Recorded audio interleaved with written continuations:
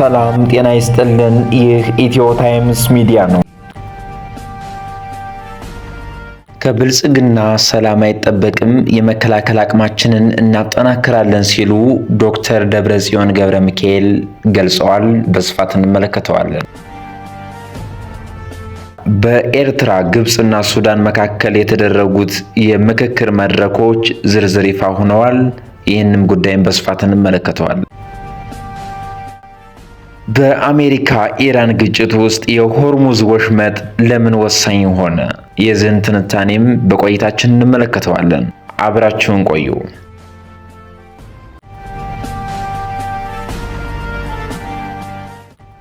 ከብልጽግና ሰላም አይጠበቅም፣ የመከላከል አቅማችንን እናጠናክራለን ሲሉ ዶክተር ደብረጽዮን ገብረ ሚካኤል ገልጸዋል። የህወሓት ሊቀመንበር ዶክተር ደብረጽዮን ገብረ ሚካኤል በመቀሌ ባደረጉት ንግግር ከብልጽግና መንግስት ሰላም መጠበቅ አይቻልም በማለት የትግራይን የመከላከል አቅም ማጠናከርና ለደህንነቷ ተገቢ ውሳኔዎችን መውሰድ እንዳለባት ተናግረዋል።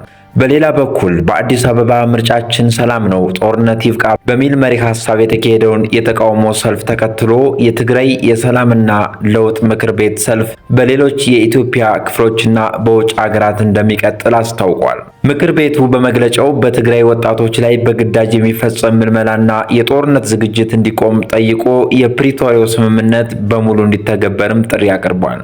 በዚህ ሁኔታ በትግራይ ጉዳይ ላይ የተለያዩ ፖለቲካ አካላት ተቃራኒ አቋሞችን እያቀረቡ ሲሆን የሰላም ሂደቱና የፕሪቶሪያው ስምምነት አፈጻጸም አሁንም የትኩረት ጉዳይ ሆኖ ቀጥሏል። በኤርትራ ግብጽና ሱዳን መካከል የተደረጉት የምክክር መድረኮች ዝርዝር ይፋ ሆነዋል።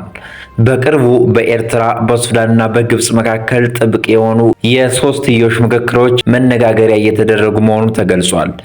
የሱዳን ሉዓላዊ ምክር ቤት ፕሬዝዳንት አብዱል ፈታህ አልቡርሃን አስመራ ላይ መክረው መመለሳቸው የሚታወስ ሲሆን ከቀናት ልዩነት በኋላም የኤርትራው የውጭ ጉዳይ ሚኒስትር ኡስማን ሳላህ መሐመድና የፕሬዝዳንቱ ከፍተኛ አማካሪ አቶ የማነ ገብረአብ ወደ ካይሮ በማምራት ከግብጽ ባለስልጣናት ጋር ሰፊ ውይይት አድርገዋል። የኤርትራ ልዑክ ቡድን በካይሮ ቆይታቸው ከግብጽ የውጭ ጉዳይ ሚኒስትር በድር አብደላቲ ከአረብና አፍሪካ ጉዳዮች ከፍተኛ አማካሪ ሚኒስትር ማህድ ብሎስ እንዲሁም ከግብጽ የስለላ ተቋም ኃላፊ ካሚል አባስ ጋር መገናኘታቸውን ከግብጽ በኩል የወጡ መረጃዎች አመላክተዋል።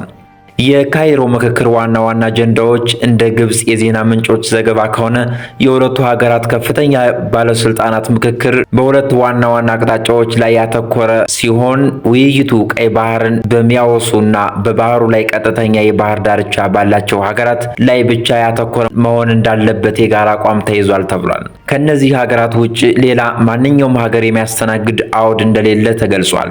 ይህ ስምምነት የኢትዮጵያ መንግስት በተደጋጋሚ የሚያነሳውን የባህር በር የማግኘትና ቀይ ባህርን የመጠቀም ፍላጎት ግምት ውስጥ በማስገባት የኢትዮጵያን አካሄድ ለመመከት ታስቦ የተያዘ የጋራ ተቃውሞ እንደሆነም ተጠቅሷል። በምክክሩ ላይ የግብጽ የውጭ ጉዳይ ሚኒስትር ሀገራቸው ለኤርትራ ሉዓላዊነት፣ ብሔራዊ አንድነትና ግዛታዊ ታማኝነት ሙሉ ድጋፍ እንደምትሰጥ አረጋግጠዋል። ግብጽ በአጠቃላይ ከቀይ ባህር ጉዳይ ባሻገር ከኤርትራ የባህር ወደቦች ማለትም ከአሰብና ምጽዋ ወደቦች ጋር ራሷን ለማስተሳሰር የሚያስችሏትን ስራዎች እየሰራች እንደሆነ ተገልጿል።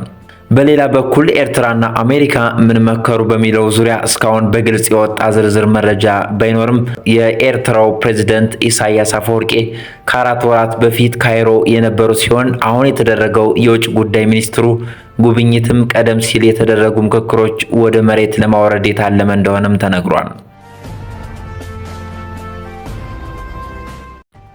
በአሜሪካ ኢራን ግጭት ውስጥ የሆርሙዝ ወሽመጥ ለምን ወሳኝ ሆነም?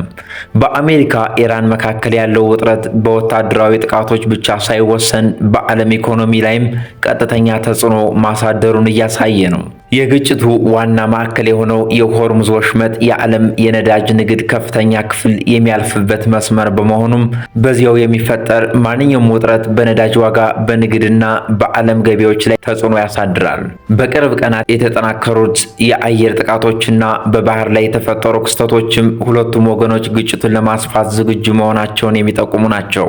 በተመሳሳይ ጊዜ እያንዳንዱ ወገን የራሱን እርምጃ ለመከላከል ወይም ለዓለም የባህር ደህንነት ሲል እየገለጸ ነው። ይህም የመረጃ ጦርነቱንም ጭምር እያባባሰው ነው። በኢኮኖሚ ረገድ የነዳጅ ዋጋ መጨመር ለነዳጅ አስመጪ ሀገራት ተጨማሪ ወጪ ጫና ሊያመጣ ይችላልም እየተባለ ነው። ይህም የመጓጓዣ ወጪ፣ የሸቀጦች ዋጋና የኑሮ ውድነቱ እንዲጨምር ምክንያት ሊሆን ይችላል።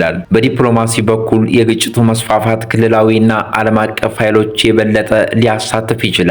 በአጠቃላይ ይህ ግጭት ከሁለቱ ሀገራት ወታደራዊ ፍጥጫ በላይ ሆኖ በዓለም አቀፍ የንግድ መስመሮች፣ በነዳጅ ገበያና በክልላዊ ደህንነት ላይ የሚያሳድረው ተጽዕኖ በቀጣይ ቀናት በቅርብ የሚከተል ጉዳይ ይሆናልም እየተባለ ነው።